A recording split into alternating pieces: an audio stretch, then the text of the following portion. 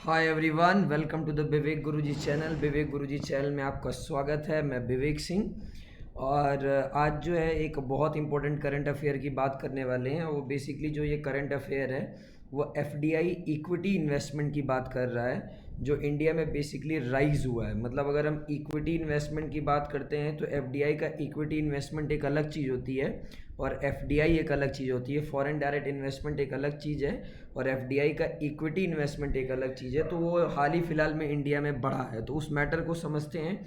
अगर हम financial year 2021, 2020 और 2021 को देखते हैं तो इंडिया का जो फॉरेन डायरेक्ट इन्वेस्टमेंट है वो बेसिकली बढ़ा है। 10% के अराउंड उसमें ग्रोथ देखी गई है।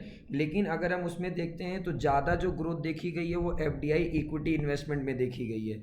ये आपको वीडियो के लास्ट में पता चलेगा कि एक्चुअली में एफडीआई इक्विटी होता क्या है। अगर हम 2019 में देखें तो एफडीआई का जो टोटल इनफ्लो था अपने इंडिया में वो 74। ये सा डेटा वेटा आपको याद करने की कोई ज़रूरत नहीं है, ये केवल आपको समझाने के लिए है। क्योंकि कभी कभी एग्जाम में क्या होता है वो कंपैरिजन वाले क्वेश्चन दे देता है, तो उस कंपैरिजन वाले क्वेश्चन में ये आपको बेसिकली मदद करेगा। तो अगर मैं 2019 और 2020 की बात देखता हूँ तो 2019 और 20 में की तुलना में अगर मैं बात करता हूँ तो 74.39 बिलियन डॉलर एफडीआई आया है इंडिया में। और उसमें से केवल 50 जो बिलियन डॉलर है वो केवल इक्विटी इन्वेस्टमेंट है। मतलब अगर हम बात करें तो मोर देन 60% से ज़्यादा जो इन्वेस्टमेंट है वो बेसिकली इक्विटी इन्वेस्टमेंट अपने इंडिया में आया है।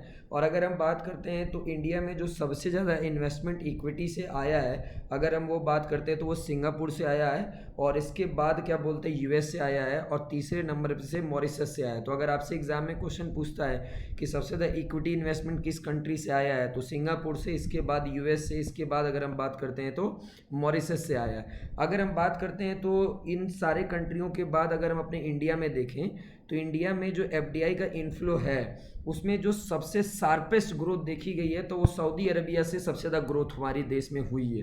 समझ में आया कि ना, मतलब सऊदी, मतलब इतना ग्रोथ जितना सिंगापुर, यूएस, मॉरिशस से, इनसे तो सबसे ज़्यादा आया है। पहले नंबर, दूसरे नंबर और तीसरे नंबर पे एग्जैक्टली हैं, फर्स्ट, सेकंड और थर्ड नंबर पे है। लेकिन उसके बाद भी अगर देखें तो सबसे ज़्यादा जो इनफ्लो है ना, अगर मैं सबसे ज़्यादा ग्रोथ की बात करता हूँ, शार्पेस्ट ग्रोथ की बात करता हूँ तो वो सऊदी अरबिया से है।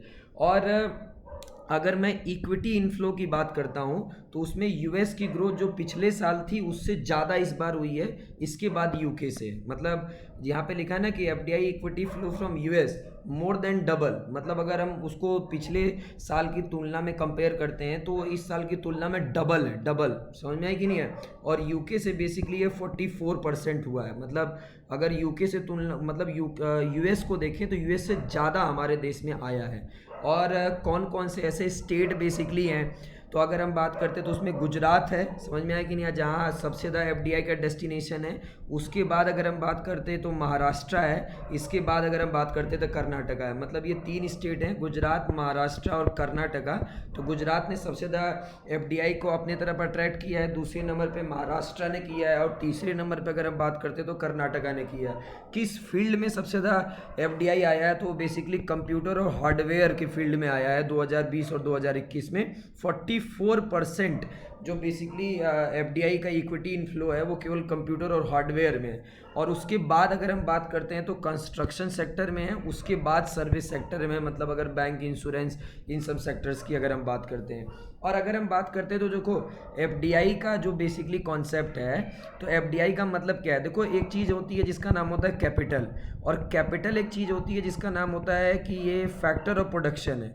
तो होता क्या है कि जब आप प्रोडक्शन करते हैं, तो जब आप अपने कंट्री में प्रोडक्शन करते हैं और आपकी जो डोमेस्टिक कंट्री है उस डोमेस्टिक कंट्री में इतने सोर्स नहीं है कैपिटल के, तो एक्चुअली में हम कैपिटल को जो है फॉरेन प्लेयर्स से क्या करते हैं, अट्रैक्ट करते हैं। उसी का एक फॉर्म है एफडीआई, जिसको हम फॉरेन डायरेक्ट इन्वेस्टमेंट कहते हैं। तो फॉरेन डायरेक्ट इन्वेस्टमेंट में जो इक्विटी कैपिटल आपके देश में आती है उसका क्या मतलब होता है कि is the foreign direct investors purchase of share of an enterprise in country other than its own. मतलब कि अगर मान लो कि ये यूनाइटेड स्टेट्स ऑफ अमेरिका की कोई एक कंपनी है जिसका नाम वॉलमार्ट है, और इंडिया की ये बेसिकली रिलायंस इंडस्ट्रीज लिमिटेड है, मान लो इसके पास इसका ये शेयर खरीदती है अपने कंट्री के अलावा। इक्विटी का मतलब होता ही है कि मतलब वो मालिकाना हक खरीदेगी उसमें, समझ में है कि नहीं है। तो एक ये तरीका होता है एफडीआई का आने में। दूसरा होता है री इन्वेस्टेड अर्निंग। री इन्वेस्टेड अर्निंग का मतलब क्या होता है, जैसे क्या होता है कि इसको मैं बहुत सिंपल लैंग्वेज में समझाता हूँ।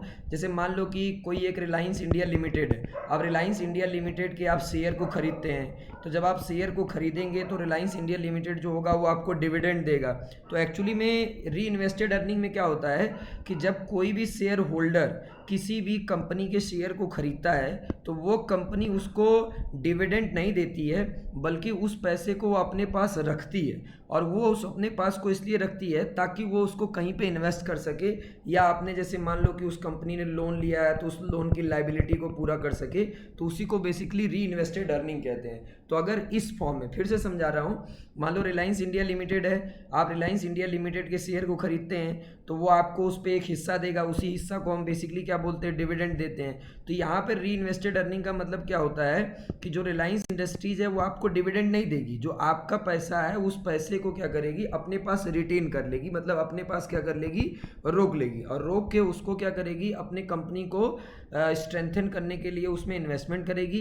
या ये भी हो सकता है कि जो आपका पैसा उसने रोका है, तो रिलायंस ने कहीं पे लोन लिया हो तो उस लोन को आपके पैसे से क्या करेगी, बेसिकली उस लाइबिलिटी को पूरा करेगी। तो अगर इस तरीके के फॉर्म में अगर इन्वेस्टमेंट आता है एफडीआई का, तो उसको बेसिकली हम री इन्वेस्टेड अर्निंग कहते हैं। और लास्ट नंबर होता है इंट्रा कंपनी लोन और इंट्रा कंपनी डेट। जैसे क्या होता है कि मान लो दो कंपनी है, रिलायंस इंडिया लिमिटेड है और मान लो एक वॉलमार्ट कंपनी है। तो अब मान लो वॉलमार्ट बाहर की कंपनी है, तो ये आपस में अगर ये दोनों लोग आपस में लोन की लेन देन करते हैं तो इसके फॉर्म में जो पैसा आता है, ये तीन तरीका होता है बेसिकली एफडीआई का किसी कंट्री में आने में। देखो यहाँ पे लिखा है ना, ट्रांजैक्शन रेफर्स टू शॉर्ट और long term borrowing and lending of funds between direct investors. मतलब इसमें कोई बीच में प्लेयर नहीं है, कंपनी टू कंपनी आपस में लोन ले रहे हैं, लेकिन वो जो कंपनी है वो बाहर की है, तो वो अगर लोन दे रही है, मान लो रिलायंस उसको दे रही है या रिलायंस ले रही है, तो इसको बेसिकली हम क्या बोलते हैं, इंट्रा कंपनी लोन्स।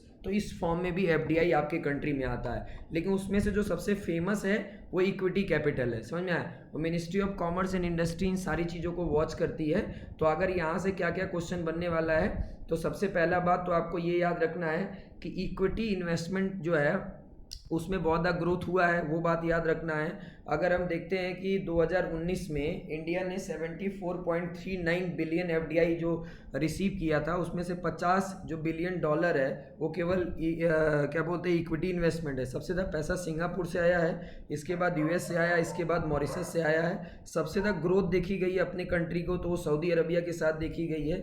अमेरिका का भी जो इक्विटी इन्वेस्टमेंट अपने इंडिया में वो डबल हुआ है। इसके बाद अगर यूके की बात करते हैं तो 44% सर्च किया है। सबसे ज़्यादा किस स्टेट ने एफडीआई को अपने तरफ अट्रैक्ट किया, तो गुजरात है, फिर महाराष्ट्र है, लास्ट में कर्नाटका है। सबसे ज़्यादा किस फील्ड में आया, तो कंप्यूटर और हार्डवेयर में आया है, इसके बाद कंस्ट्रक्शन, इसके बाद सर्विस सेक्टर में आया है। इक्विटी कैपिटल का क्या मतलब मैंने समझा दिया है, री इन्वेस्टेड अर्निंग का क्या मतलब वो भी समझा दिया है, बाकी स्लाइड में लिखा है। पीडीएफ आपको अगर चाहिए तो आप डिस्क्रिप्शन बॉक्स के लिंक में जाके टेलीग्राम चैनल पे आप इस पीडीएफ को बेसिकली क्या कर सकते हैं, ले सकते हैं। तो thanks for watching me, bye bye.